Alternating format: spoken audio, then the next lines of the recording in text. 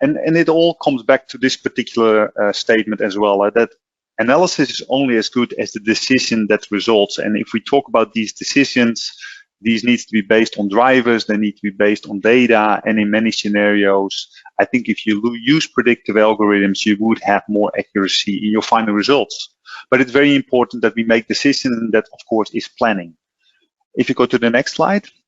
So the way we look at that specific process is that it's all starting with data, and that data, of course, sits internally in the organization, and to Stefan and Matthias's point of view as well, externally. We need to collect all that data, and historically we didn't have a lot of data. Lately we have too much data. So we need to take that data and filter it and map it and clean it to really get the insights from that data. But looking historically is not good enough, because looking at the past, and specifically in the COVID-19 days, of course, the past has limited input for the future. And that's where you see we need to do the next step into making actions on top of all that insight, and really put plans in place, make decisions that really add value to the organization. So when we in SAP focus on predictive and we focus on drive-based planning, of course, we're focusing all the way the process from the data to the insights to the action, and of course also into the applications that we're supporting there. Next slide, please. So what have we seen over the last probably 10, 15 years is that we have seen that customers are making different decisions.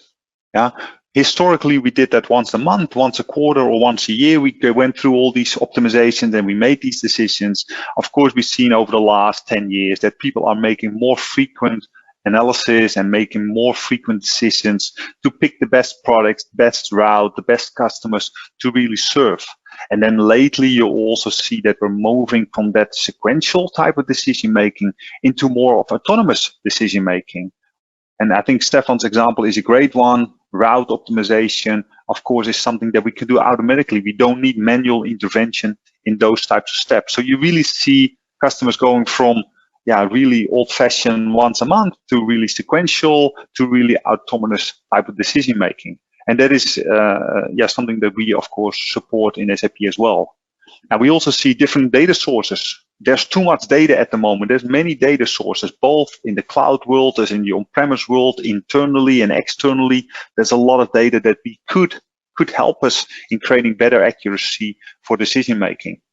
The silos in the organization, I think many people on the line will have that same feeling, is that there's a lot of silos in the organization, and data lives in these silos. And slowly over time, we're able to cut these silos down and create one single data platform.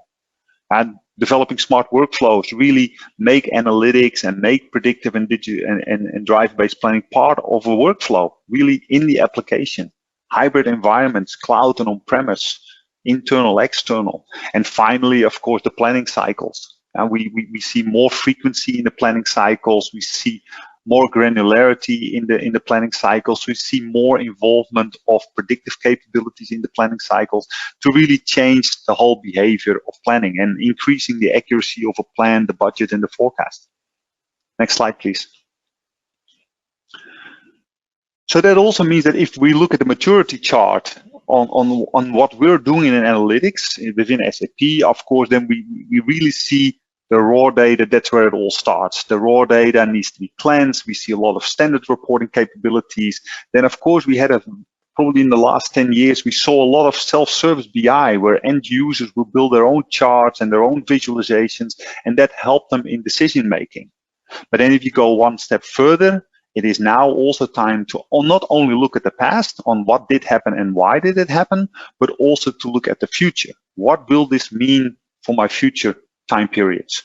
From a what will happen, and what should happen if you look at the planning capabilities. So now we really see the full platform, all the way from data to self-service visualization to predictive to different predictive modeling, and I'll talk a little bit about that in the next few minutes. Then finally to my plan on the granular level that's basically helping me.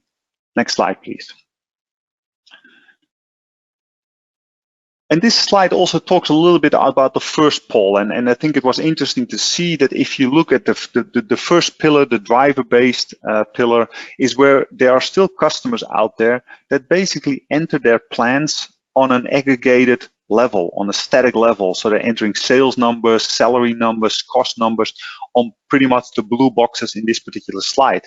And there's an additional set of customers that was able to add more drivers into that particular scenario. And drivers purely means I'm adding a layer in my hierarchy for calculations. So if I'm looking at sales, maybe I'm doing that based on units, on prices, to really get to my sales numbers. And that is what we've seen for many of our customers. But the reality, what we're moving towards in the software, of course, is to include predictive capabilities to say, okay, if I'm looking at sales or if I'm looking at units, what would it look if I use time series forecasting algorithms to really take seasonality, take that into the future, and then I'll see what could happen if I keep continuing history into the future.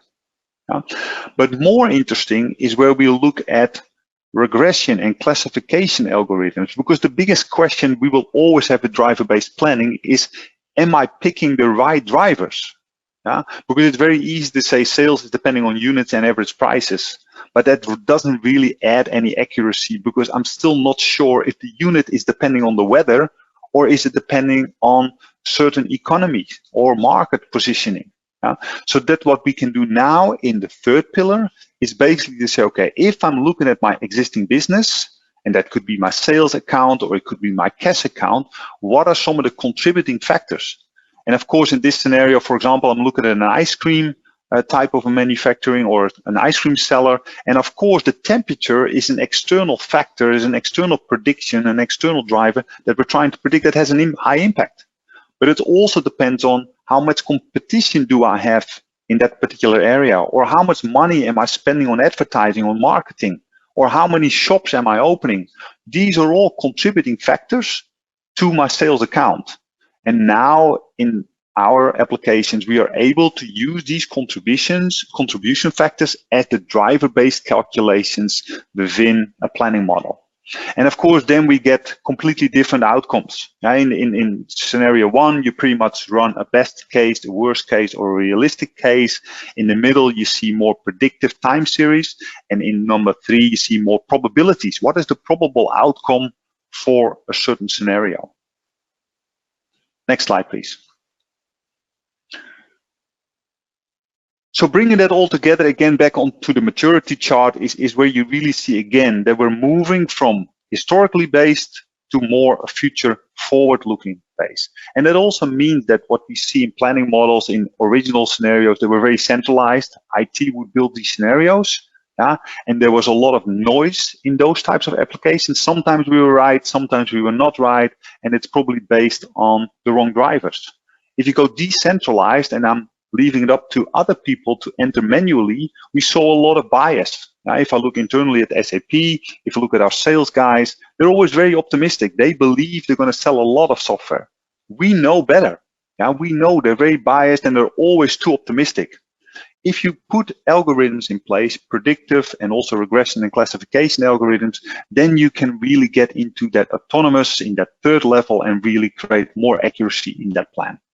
So what we do in SAP is really perform the whole thing from raw data to visualization to prediction and planning that sits on the right side. And also depending, and I think that's good from the polling, it applies to multiple stages of maturity for our customer base.